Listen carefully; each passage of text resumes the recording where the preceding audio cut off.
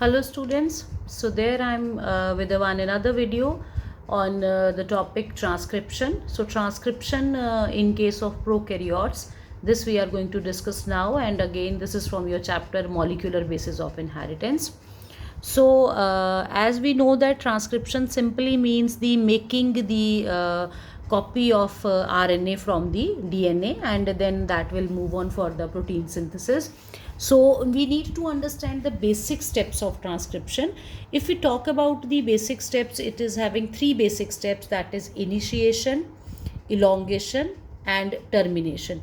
Initiation means when the process is going to start, initiation of the process. Elongation means that the process is moving ahead. So here this process is also called as the polymerization. That means the making the multiple copies. So here the polymerization of the nucleotides, ribonucleotides will occur. So this is called as polymerization. And the last one is the termination, when the process of this RNA that transcription will stop. That will be called as a termination.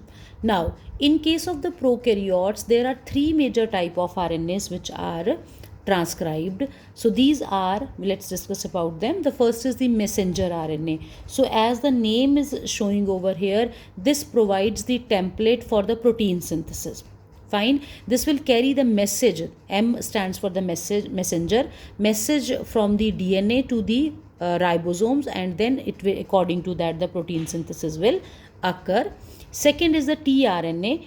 tRNA is the transfer RNA. So now what it is transferring? It is transferring the amino acids and read the genetic code. It is transferring the amino acids to the ribosomes, and it read the genetic code present on the messenger RNA, and then accordingly these amino acids will join to make the polypeptide or the proteins.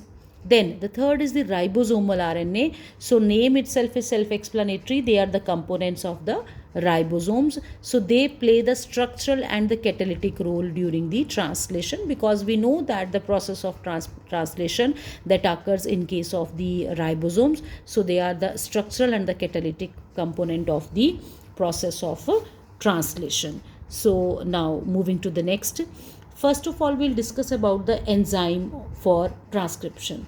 So if we talk about enzyme, there is only one enzyme, that is DNA dependent RNA polymerase.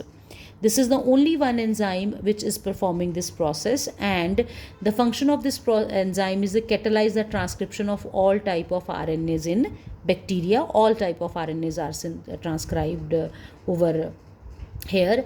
So here this single enzyme is capable to do the three steps which we have discussed over here, that is initiation, elongation, polymerization and termination. The single enzyme is capable of doing all the three process. Now we need to understand how it is able to do all these three process. So first is there that RNA polymerase. The name is itself is self-explanatory, that it is the enzyme which is able to polymerize the process of elongation. So here you can see in this diagram that this enzyme RNA polymerase is doing this polymerization, making the elongation of this messenger RNA. So this is the prime function of the RNA polymerase, but it also performs the function of initiation and termination. So let's understand that. So during the initiation, this RNA polymerase, it binds transitionally with the initiating factor, which is sigma.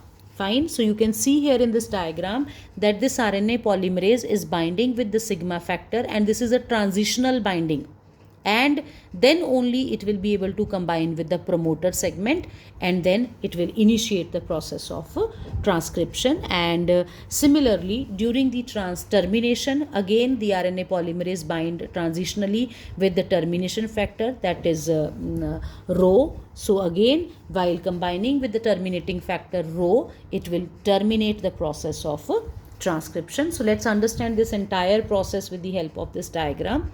So here you can see that this is the double stranded DNA, And here the pink one is the template strand, which will be, we have to code. So you can see that on this is a orange colored promoter region, and on this promoter region the RNA polymerase will join to initiate the process, and for that there is a sigma factor with that, with this will initiate the process, and then the sigma factor will be removed, that will be removed from here, and the RNA polymerase will start polymerization of the template strand, and this RNA will be formed over there.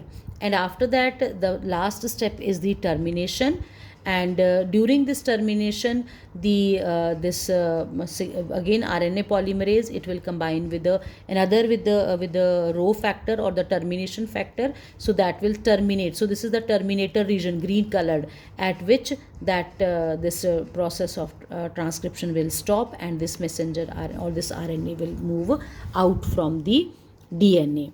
Now some of the important points of the mRNA in case of eukaryotes. So in case of bacteria, the messenger RNA does not require processing to become active, because in case of eukaryotes we will discuss about one process, that is RNA processing. So that processing is not required here in case of prokaryotes. So this is here, this mRNA is active.